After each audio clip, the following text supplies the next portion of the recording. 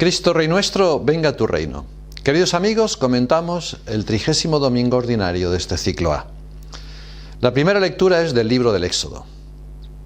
Esta lectura es un desarrollo del Decálogo, el dado por Dios a Israel por medio de Moisés en el monte Sinaí.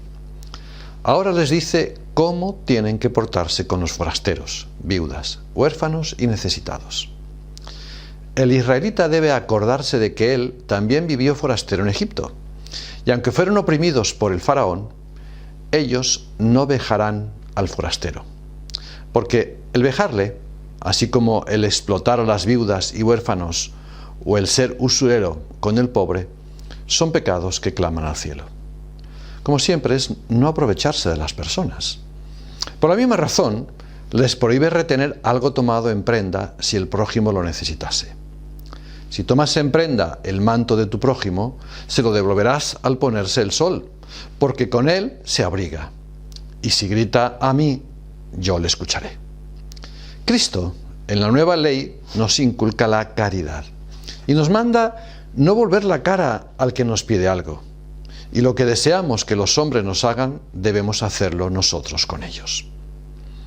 Pasemos a la segunda lectura de San Pablo en la primera carta a los tesalonicenses. San Pablo recuerda a los tesalonicenses cómo fue la evangelización entre ellos para su bien y cómo acogieron con fe la palabra de Dios en medio de tanta lucha y persecución sufrida con alegría. Una alegría fruto del Espíritu Santo. De tal manera que llegaron así a ser modelo para todos los creyentes de Macedonia, de Acaya, en la actual Grecia.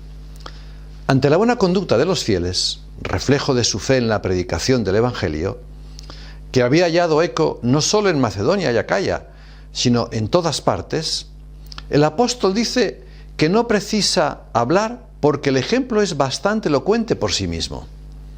Y ellos mismos, los cristianos de Macedonia y Acaya, refieren cómo la conversión de los tesalonicenses fue sincera y firme, abandonando el culto de los ídolos para darlo al Dios vivo y verdadero. Los convertidos vivían aguardando la vuelta de Jesucristo como juez de vivos y muertos, la que creían inminente y de la que les previene luego el apóstol.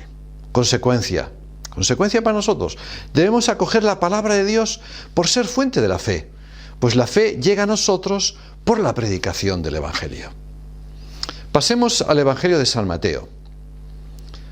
Jesús había sido puesto a prueba por cuestiones suscitadas por los saduceos y luego por los fariseos y herodianos, y ahora por un doctor de la ley. Los saduceos le propusieron primeramente la cuestión sobre la resurrección. Era la ley del levirato. Luego los fariseos, con los herodianos, le hablaron de la cuestión de si es lícito pagar tributo al César, de lo que hablamos el domingo anterior. Ahora, un doctor de la ley le propone que le diga cuál es el mandamiento principal de la ley. La razón de esta proposición parecía justificada, porque era una cuestión disputada, pues según los rabinos o doctores de entonces, la ley contenía 631 preceptos. De estos, 248 eran positivos, tantos como los huesos del cuerpo humano, según la anatomía que ellos conocían.